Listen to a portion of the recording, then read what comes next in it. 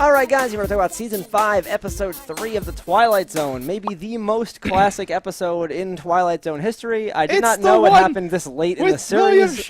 Yeah, I mean, honestly, I'd forgotten about it. We've been watching this show for so long. Yeah. Like, going into it, I probably had a short list of things that I was hoping or expecting to see. And this was on that list, and I must have just given up. But the one where, like, everyone's ugly but the girl's beautiful, this one, right, there's like a certain list of things. There's something on the plane. There's a man on the wing! Oh my god. I love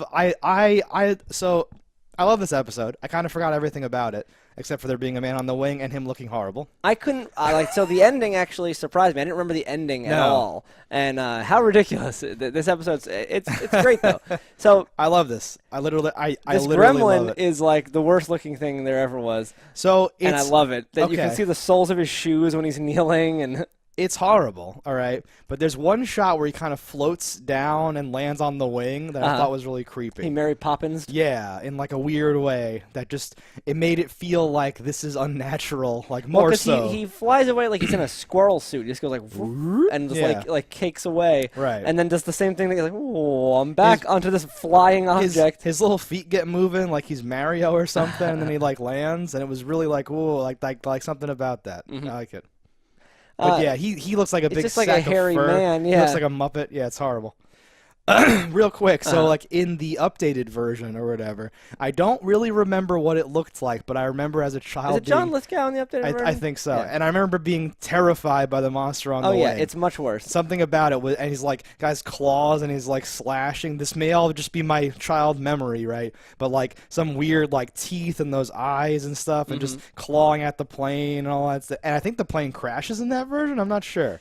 Oh, well, we'll have to rewatch that at the end of the this oh, whole yes, franchise. yes. But, like, so, like, seeing the contrast here, because I think as a kid I saw the, like, newer one first, and then saw this one. I was like, what the hell is this? The guy with the bushy eyebrows and stupid thing. Yeah, caveman. Right, but now, as an old man, I can appreciate some of the good parts about this whole I think the first episode. one I saw was the Simpsons parody of this, where it's a gremlin on the bus, and he's, like, undoing the wheel, like, taking off. Yeah. Yeah, I remember that, too. Yeah, so this is, like, often referred to, parodied, whatever. People definitely in the middle of any comedy about a plane, someone says, there's something on the wing, and then they slap them. There's terrorists in the back. Like, there's some weird, right? There's some stupid reference to this. So, yeah. No, and it's choice. And you know, having so it's just iconic to begin with, but having William Shatner be the dude just adds so much to it. What a lucky coincidence. Yeah. / important component. To I always wonder about how many things are like. So when you watch an older movie, you're like, oh, it was an all-star cast. All these people were good. What are the odds they got all these good people all at the same time? It's like, no, they just got good people, and those people went on to be like the best. Yeah, we're gonna look back on like certain movies where all those people ended up doing something. Ryan Gosling's in it too, and it's like, oh my no, God. at the time he was no one or whatever. Yeah, exactly. He was young Hercules. Shut your mouth. Was he? Yeah. Damn. Ryan Gosling. Indeed. I'm a Ryan Gosling fan, apparently. He's dreamy. He's so dreamy. Shatner's great in this, honestly. So if I say anything you don't agree with, just punch me in the face. Deal. The moment where he realizes what the the chief of whatever on the plane guy is like humoring him and just playing along, and his whole his like expression drains out of his face. Like, I want to use all these pretentious terms to like describe the acting. Like that's the most complex performance I think we've seen on any Twilight Zone episode to date. How he like turns on a dime and goes, "You can stop now," and just like does this whole thing. I'm like, I see how this is, and this whole thing. And he's like, "Well, come on, whatever." He's like, "No. Like, we're done." I love the shortly after that he goes, I'd rather die than say another word. I'll let us crash. I'll let us all die. Yeah, no, it's so good. And like he's chewing the scenery and he's being like hammy, but he's not even doing Captain Kirk here. Like, I expected Captain Kirk on a plane, blah blah blah blah blah, right? But he's got his own. This is still when he's younger. He's got his own thing. It's like I was really happy with his. Well, he's a Twilight Zone alum, right? He was in that other episode where they were trapped in the town and he was using the cards in the diner. Wasn't that also Mr. William Shakespeare? Shatner. The cards in the diner. What There's a thing like you put a coin in like the little thing. Oh yeah, and he's good in that one too. He's the man. Yes, they called him back. Like, we got a good one coming here, boy. We got a good one coming. Willie Shat, get over here. And so the whole thing, too, about it being a metaphor for, like, the fear of a nervous breakdown coming back or whatever, right? I'm not literally mentally ill, but I've had things in, like, the family where I can relate to that. If you have, like, an incident, everyone's treating you differently, it's this horrible experience. Even if it's not mental illness, right? There's a lot of things that people do. Maybe you get super angry and your girlfriend treats you different. Like that feeling of trying to like, okay, how do I convince you it's okay, but not come off as fake, like I'm overcompensating? But wait, there really is a problem. So how do I deal, right? And like, because he like opens with that. He says, "I know this sounds crazy.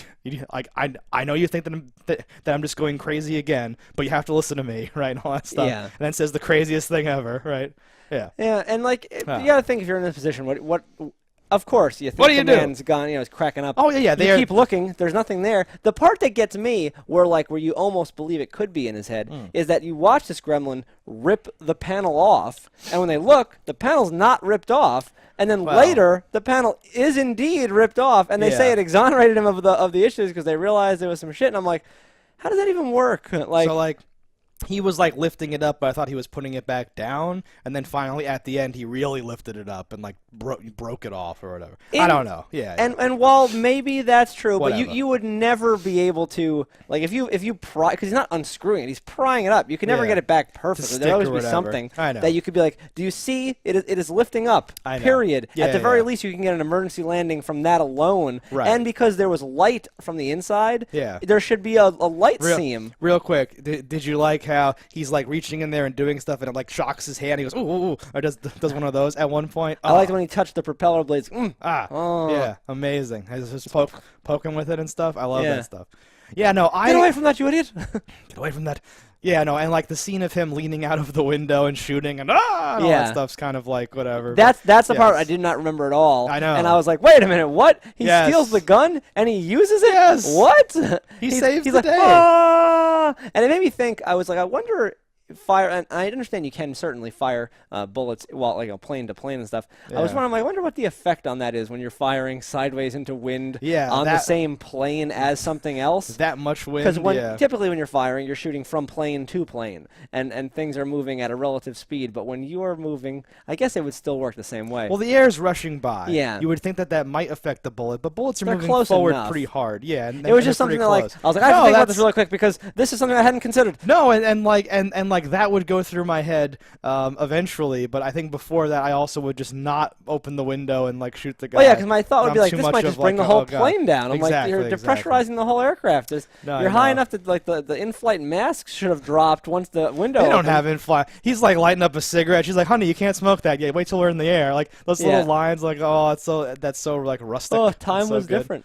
Yeah, and he lights it with a match. He's not even he's like putting the match. I'm like, oh my god, what are you doing? It's great. It's wonderful. It's the good stuff. Fires on planes are bad, is what I'm trying to say. Indeed. No, like I liked usually. So like the Rod Serling window dressing around this, right? He makes a comment, and usually like a lot of it's fluff, and it always is. But he makes a comment like, so like Shatner seems relieved. And then Rod Serling emphasizes that, and he says he was afraid of the uncertainty of the future, of not knowing if his thing would like come back or like how this all worked. But now that's settled, something like that. And you're like, okay, like I really like that angle in there. Something about that made me really like from like a narrative perspective or something. Well, because even if there wasn't proof that there cool. was a gremlin on the wing, which he luckily ended up there was proof there was a gremlin. Yes. He still won in the scenario because ultimately what does he want? He wants his kids not to be raised orphans, his wife not to die. He ended up living too. So really, this is a win. It's a win. He saved all those people, whether they know it or not. Yes. He saved his family, whether they know it or not. Right. Whether they ever believe him, whether he's in a mental institution the rest of his life. At least he'll be alive there. Right. I was gonna say, like, if this was a movie or like an hour-long episode, some like technician would like find that on the wing and go, "Huh, what's this? That's weird. Oh, he must have seen this and gone crazy or something." Like they would never say, "Oh, there must have been a gremlin" or whatever. Like they wouldn't go that far. Well, but yes, right. There was a they would explain it away, but there was a beautifully like I know, yes. Where you're like, how strong was this fucking thing? Like, just even getting the seam to be able to rip that panel. It was like a magical creature. Yeah. And honestly, like, it looked dumb, but it was unsettling enough that, like, it made, when he opens the curtain and it's, like, right there in the window, I was like, oh, my God. But what, like, the biggest mistake for me in the episode is that the person directly behind him had their window open the whole time. Okay. And just never happened to see this thing. Yeah. And that's another angle why you could play it as not being real. Yeah. If you wanted to go into the mind of a crazy man, it would be just as entertaining for me. Sure. Sure. Because it doesn't really matter that much at the end. It would almost be funnier if he opens the window, he gets sucked out, he goes to shoot, and there's nothing there, and like he looks over and the panel's not moved. And it's his last minute, and I think he would just die. I think, yeah.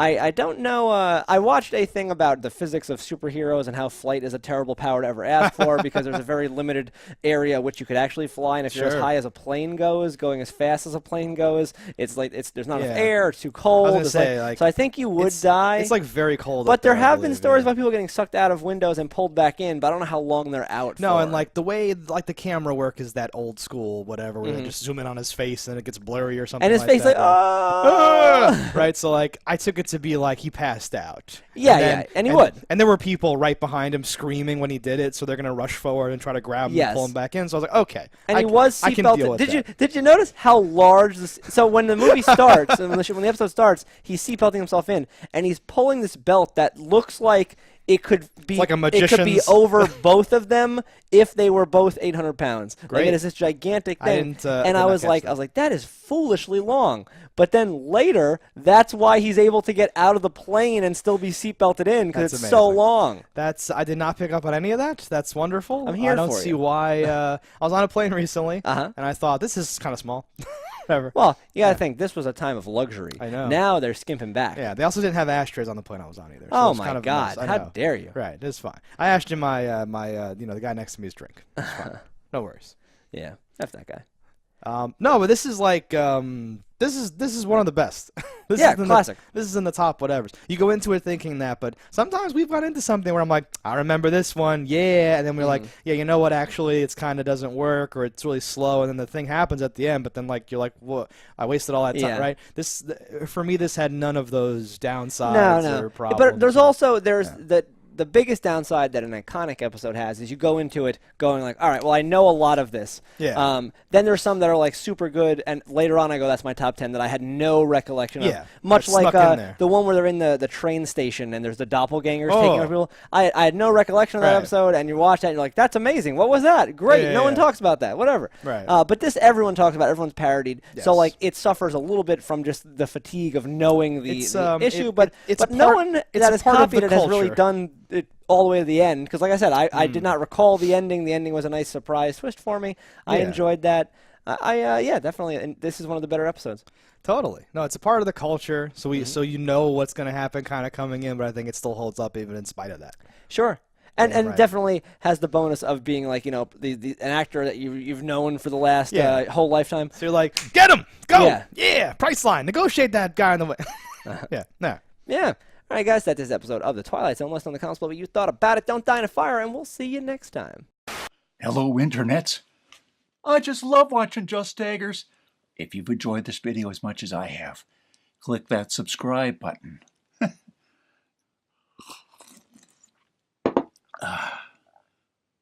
Peace out, homies.